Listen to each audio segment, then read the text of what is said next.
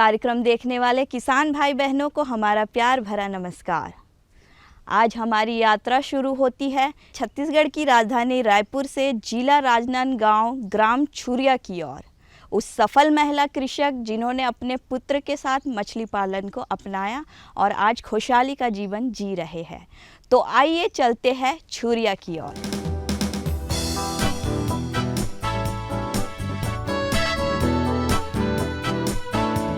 जो दृढ़ निश्चय करके भरते हैं हौसलों की उड़ान, वही तो लिखते हैं सफलता की कहानी और बनाते हैं अपनी विशिष्ट पहचान। आज की सफलता की कहानी से रूबरू होने के लिए आपको हमारे साथ चलना होगा एक ऐसी जगह जहां हरे भरे घने जंगलों के बीच बसा हुआ है एक सुंदर सा गांव। तो चलिए अपनी कृषि यात्रा का शुभारंभ करते हैं छत्तीसगढ़ की राजधानी रायपुर से। रायपुर से शुरू होकर ये यात्रा पहुंचती है राजनांदगांव और फिर राजनांदगांव जिले के छुरिया ब्लॉक के एक छोटे से गांव कुमर्रा। इसी गांव में निवास करती हैं महिला किसान किरण देशमुख। किसान भाइयों, अब हम आ पहुँचे हैं कुमर्रा छुरिया। किरण देशमुख जी ने किस तरह से फिश फार्मिंग करके अपना खुशहाली का जीवन जिया है, तो आइए जानते हैं उनके बारे में।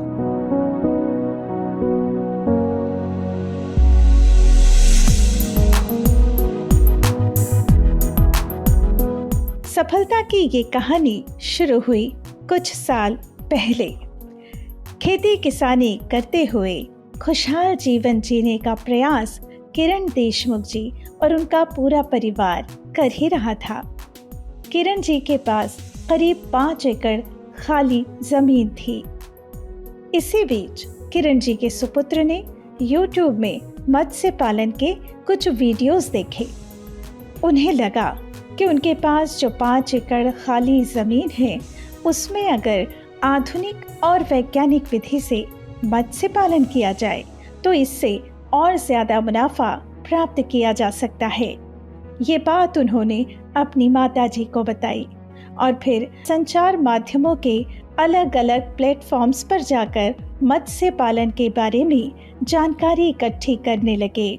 मैं जब शादी होके आई तो मेरे को बहुत ऐसा मैं हमेशा बिजी रही हूँ। शुरू से बचपना से ही मेरे को कुछ करने का था कि नहीं, मैं कुछ अपने से कुछ करूँ। तो मेरे को मैं शादी के पहले मैंने बहुत सारी पेंटिंग्स करती थी और कुकिंग क्लासेस करती थी। तो मैंने यहाँ के आई तो बच्चियों को देखी जहाँ कॉलेज में पढ़ते, वो मेरे से मिलने आते थे। जब मैं शादी होकर आई ना तो वो लोग मेरे फ्रेंड थे। तो मैं यहाँ बहू ऐसा मेरे को फील नहीं होता था। उन लड़कियों को देख के मैं उनके साथ एकदम मेरी फ्रेंड बन गए थे। सभी जो कॉलेज के लड़कियाँ थी, फर्स्ट ईयर प्रीवियस की लड़कियाँ थी। तो उन्होंने बोला कि भाभी, हम लोग यहाँ पे गांव में ऐसा कुछ नहीं है जो सीखें या बाहर चले जाएं सीखने के लिए। तो मैं बोली ठीक है यार, मुझे तो आता है। मैं कुकिंग का है जो है वो, और आर्ट है वो सब मैं सिखा देती हूँ, मुझे आता है। वो लड़कियों ने एक ग्रुप बनाए। उसने 2 ग्रुप बनाए। उसने बोला कि कुकिंग क्लास, बेकिंग क्लास लीजिए करके। तो हमने शुरू किया। हमने स्टार्टिंग हम अपना टाइम मॉर्निंग का हम खाना वाना पूरा रेडी करके, हमको जो दोपहर का टाइम मिलता था उसमें हम कुकिंग क्लास लेते थे। फॉर्म आया यहाँ पे एजेंसियों की कि एजेंसी की वैकेंसी निकली, गैस एजेंसी की। तो उसमें हमने नॉर्मल ऐसी फॉर्म भर दिए थे, फिलअप कर दिए थे।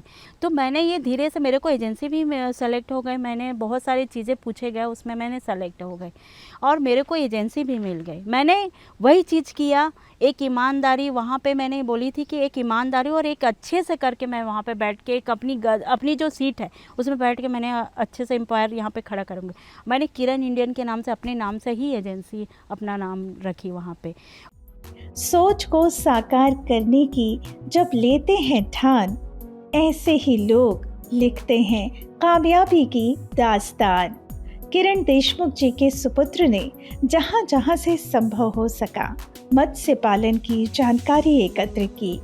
गांव के लोगों से, आसपास के गांव के लोगों से खुलकर बातें की। मछली पालन या फिर आप कह सकते हैं इनलैंड एक्वाकल्चर। इनलैंड एक्वाकल्चर जो मैं फ़िश फार्म कर रहा हूँ वो है इनलैंड एक्वाकल्चर। इनलैंड एक्वाकल्चर क्या होता है? आपके पास जो ज़मीन होती है, आप उसे खोद कर जो तालाब बनाते हैं, उसे इनलैंड एक्वाकल्चर कहते हैं। मछली पालन में बहुत सारे अलग अलग प्रकार की चीज़ें होती है। केज कल्चर होता है, RAS होता है, इनलैंड एक्वाकल्चर, ऐसे कई सारे अलग अलग चीज़ें होती हैं। आप अपने हिसाब से, अपनी चीज़ों के हिसाब से आप अलग अलग, आप मछली पालन के अलग अलग सेक्टर में, इनलैंड एक्वाकल्चर के अलग अलग सेक्टर में आप जा सकते हैं। तो बात करते हैं टैबू की।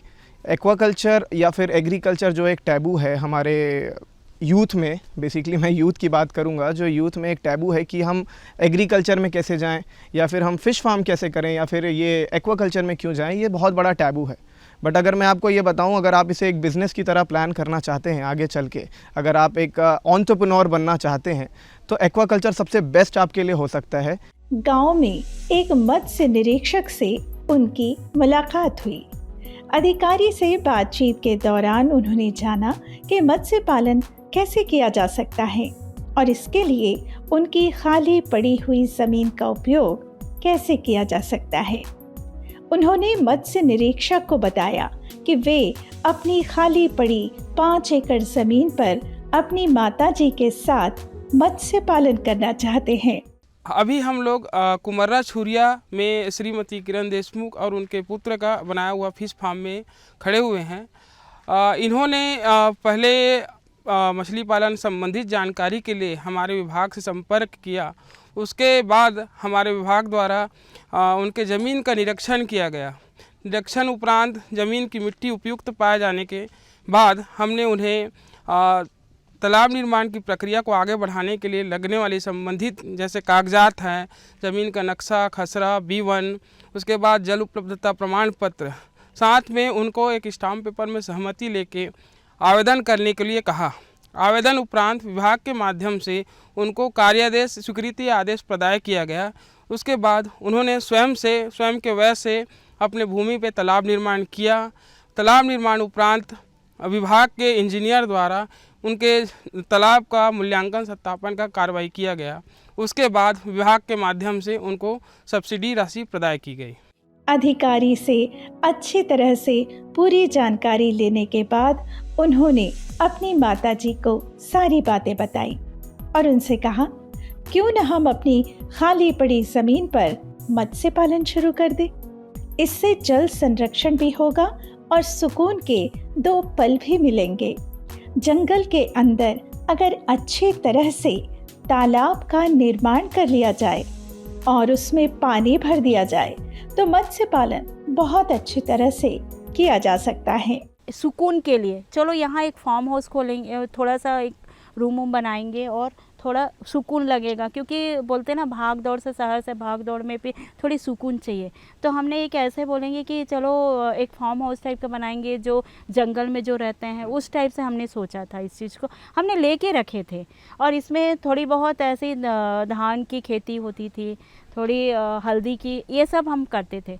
फिर मेरा बेटा जब वो आया फर्स्ट ईयर के बाद, उसने बोला कि मम्मी मेरे को कुछ करना है, जबकि वो उसको आगे और एजुकेशन करना था। उसने बोला कि मेरे को फिशरी करना है, मेरे को मछली पालन करना है। तो हम दोनों ने डिसाइड किया, मेरे हस्बैंड ने भी, और बोले कि चलो इनकी जो इच्छा है, और हम भी तो देखे भी नहीं है ना कि ऐसे कैसे होता है, मछली की पालन कैसी होती है, ये हमने देखा भी नहीं था। तो हमने पता किए यहाँ पे कि कैसे करना है ऐसा करके, तो हमको एक सब्सिडी भी आई, वहाँ पे पता चला। किरण जी की सहमति मिलते ही उनके सुपुत्र मत्स्य विभाग जा पहुँचे और शासन की विभिन्न योजनाओं की भी जानकारी ली। हमारे पास ज़मीन थी, मम्मी के कारण उन्होंने लिया, मम्मी ने ज़मीन। उसके बाद हमने सोचा कि इनिशियल स्टेज पे जो कम इन्वेस्टमेंट पे हम बिज़नेस स्टार्ट कर सकते हैं, तो मुझे एग्रीकल्चर का काम उस पर पॉप किया कि हाँ हम एग्रीकल्चर कर सकते हैं। एग्रीकल्चर में भी बहुत सारे ऑप्शंस हैं। आप श्रिम्प कल्चर कर सकते हैं, अगर आप एक्वाकल्चर तरफ जाते हैं तो बहुत सारी वैरायटीज़ हैं। एग्रीकल्चर में भी प्लांटेशन है, फ्रूट प्लांटेशन है, वेजिटेबल फार्मिंग है, और आपके धान की खेती तो आपको पता ही है।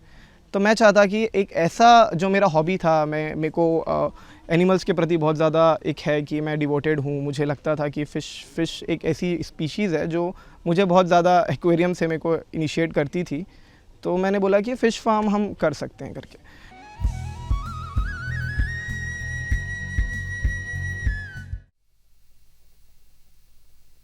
सब्जी में मसाला ज्यादा है। कितनी बार कहा है कि जितनी जरूरत हो बस उतना ही डाला करो। अरे मुझसे तो ऐसा कभी कभार होता है। और तुम जो हमेशा खेत में अनाप शनाप कीटनाशक डालते हो उसका क्या? ठीक ही तो कह रही है बहू। देख, खेत में उतनी ही दवा डाल जितनी जरूरत हो। याद रखो, कीटनाशक जहरीले होते हैं। डिब्बे पे लिखी सूचना के हिसाब से ही दवा डालनी चाहिए। पहले फेरोमोन ट्रैप, फ्लाइट ट्रैप, मित्र कीट, जैविक कीटनाशक आदि का इस्तेमाल करें। जरूरत पड़ने पर ही रासायनिक कीटनाशक का इस्तेमाल करें। छिड़काव सुबह या शाम दस्ताने, मास्क और पूरी आस्तीन वाले कपड़े पहनकर करें। हवा की दिशा में छिड़काव करते हुए पीछे जाएं। दवा के डिब्बे, छिड़काव यंत्र सुरक्षित जगह पर रखें।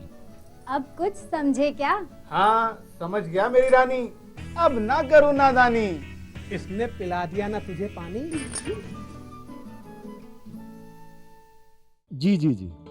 किससे बात कर रहे थे इतना हंस हंस कर? किसान कॉल सेंटर में विशेषज्ञ से खेती के बारे में सलाह ले रहा था। सुबह भी रात को भी? किसान कॉल सेंटर सुबह 6 बजे से रात को 10 बजे तक खुलता है। रविवार को भी? साल के 365 दिन खुलता है। पर तुम ये सब क्यों पूछ रही हो? मैं तो कुछ और ही समझी थी। कृषि संबंधी समस्याओं का अपनी भाषा में तुरंत समाधान पाने के लिए पूरे भारत में किसी भी फोन से राष्ट्रीय हेल्पलाइन नंबर 1800-180-1551 पर संपर्क करें।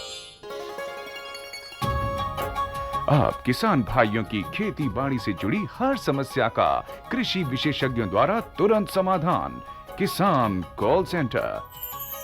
आप भारत के किसी भी प्रदेश में रहते हो, कोई भी भाषा बोलते हो, आपकी समस्या चाहे फसल की बीमारी की हो, खाद की, पशुपालन की या कृषि से जुड़ी नई तकनीक की, अपनी समस्या का अपनी ही भाषा में समाधान पाने के लिए आप देश के किसी भी कोने से डायल करें 1551। विशेषज्ञ द्वारा आपको दी जाने वाली ये सलाह बिल्कुल निशुल्क है। ये सुविधा प्रातः 6 बजे से रात्रि 10 बजे तक निशुल्क उपलब्ध है। किसान कॉल सेंटर यानी 1551।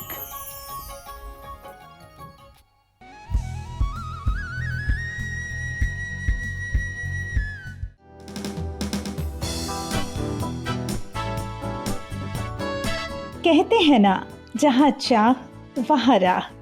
मत्स्य पालन विभाग से तालाब निर्माण की जानकारी लेकर किरण जी और उनके सुपुत्र ने खाली पड़ी जमीन में तालाब का निर्माण कराया।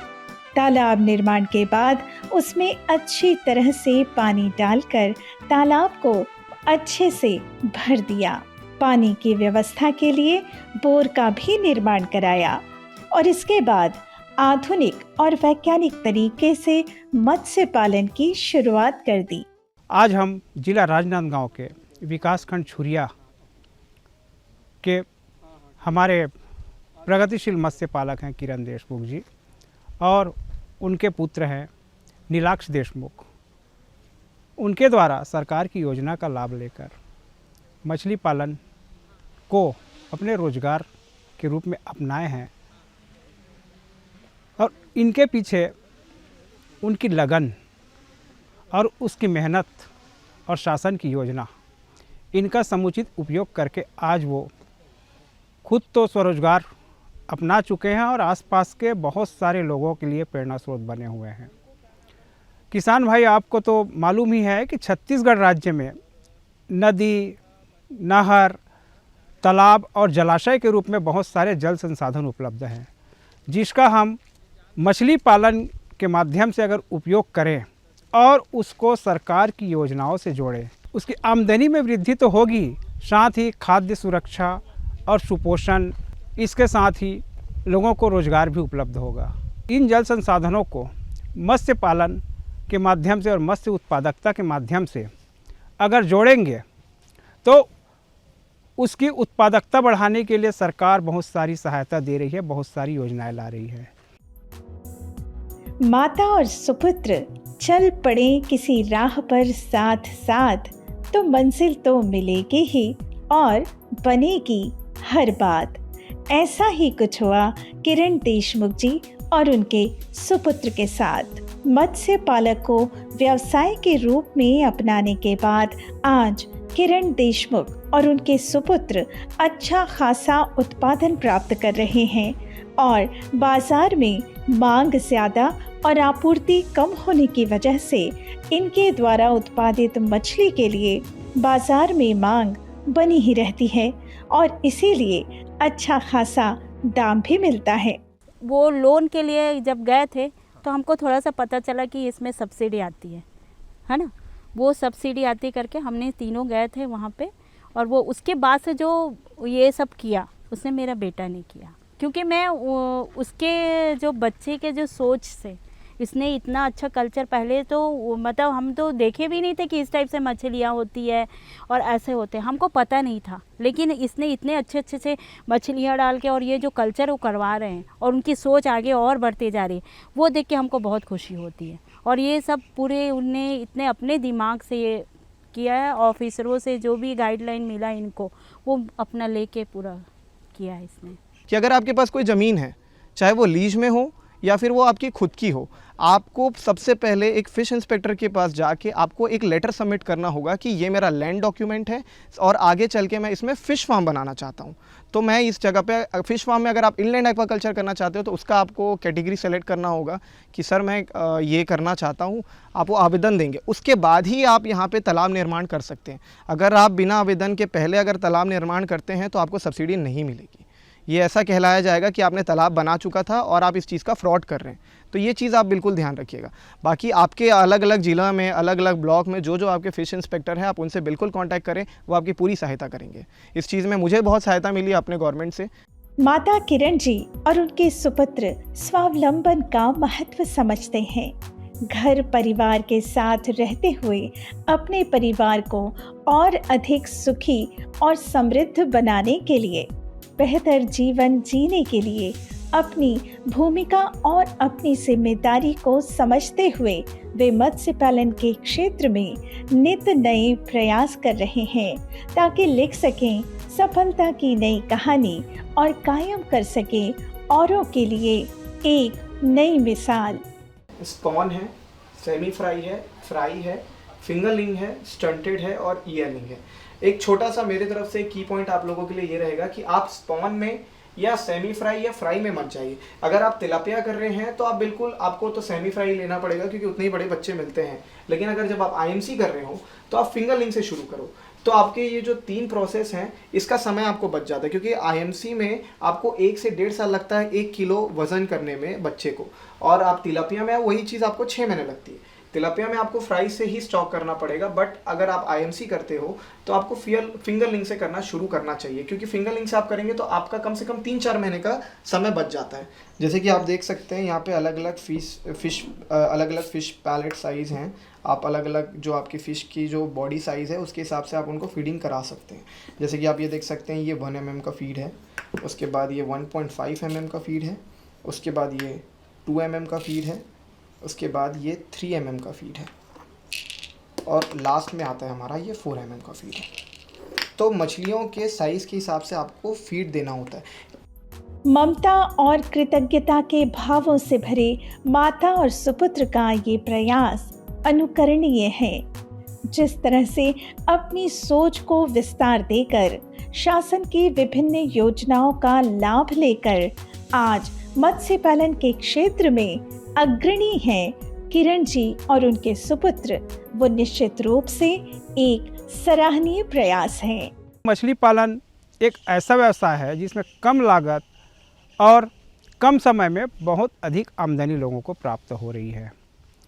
इसको देखते हुए सरकार ने, केंद्र की सरकार है वो प्रधानमंत्री मत्स्य संपदा योजना लागू की है, जिसमें यदि कोई भी किसान अपने निजी भूमि में तालाब निर्माण करना चाहते हैं या मछली बीज उत्पादन के लिए संवर्धन पोखर निर्माण करना चाहते हैं या मछली बीज उत्पादन के लिए हेचरी का निर्माण करना चाहते हैं, तो उसके लिए भी बहुत सारी योजनाएं सरकार लाई है।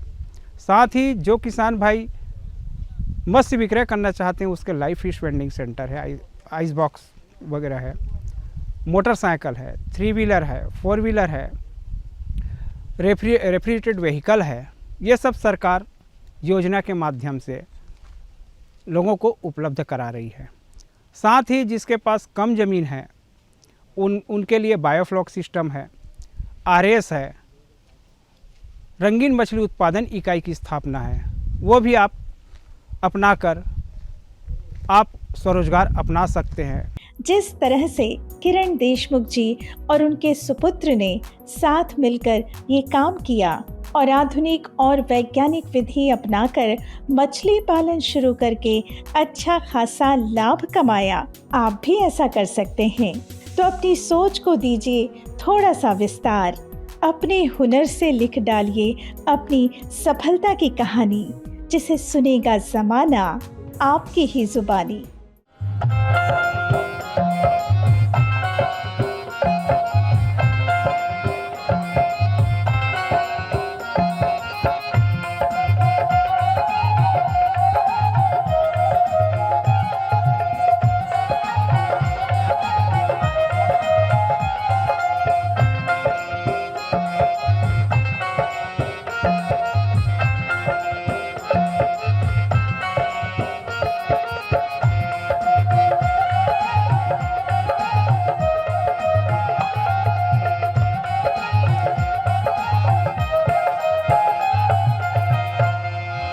छत्तीसगढ़ के माटी माँ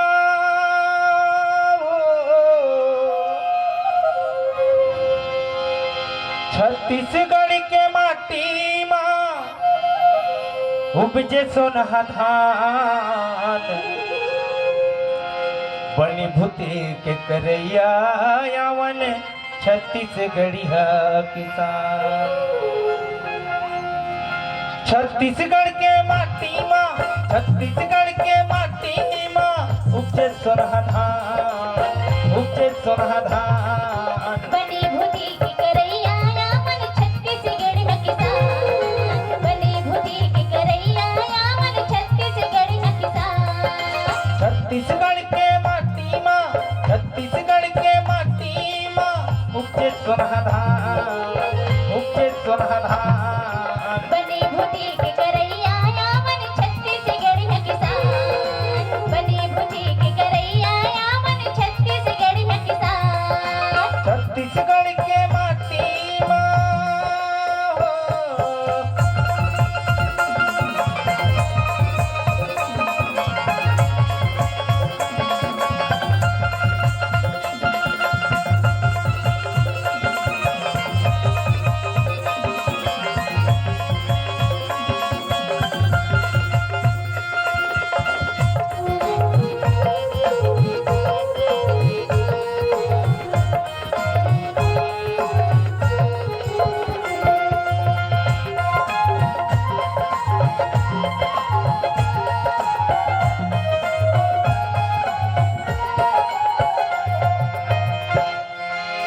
गांधी नेहरू मोती भगत आवे देश के बेटा, छत्तीसगढ़ ला कैसे रे संगी धान के कटोरा।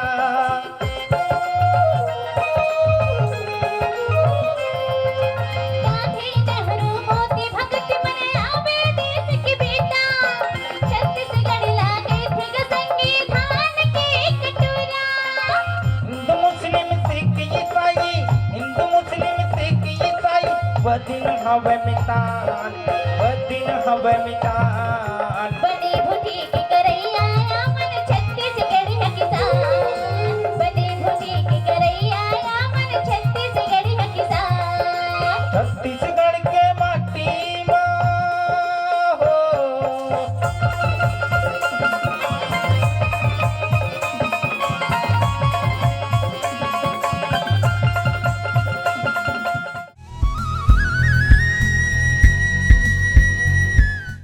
किसान भाइयों, ये थी किरण देशमुख और उनके परिवार की सफलता की कहानी।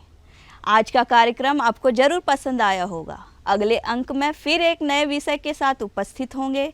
तब तक के लिए हम आपसे चाहते हैं विदा। नमस्कार। लेकिन दोस्तों, मैं किरण जी से और बातें करना चाहती हूँ।